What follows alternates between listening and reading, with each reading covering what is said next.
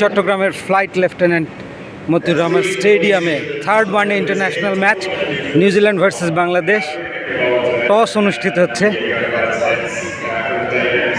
এবং টসে জয়লাভ করলো নিউজিল্যান্ড। প্রবাবলি আজকেও তারা ব্যাটিং করবার সিদ্ধান্ত নেবেন কিনা আমরা কনফার্ম হব।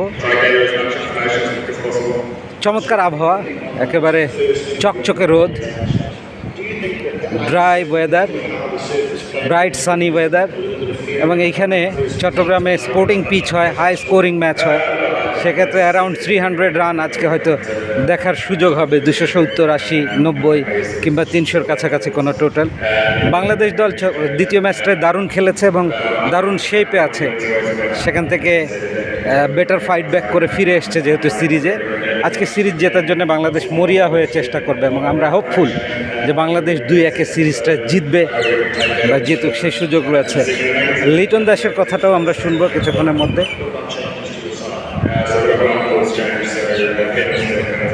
টম লাইথম নিউজিল্যান্ডের অধিনায়ক, তিনি কথা বলছেন। ম্যাচ শুরুর ঠিক আগ মুহূর্তে দর্শক সমাগম এখনও খুব বেশি হয়নি।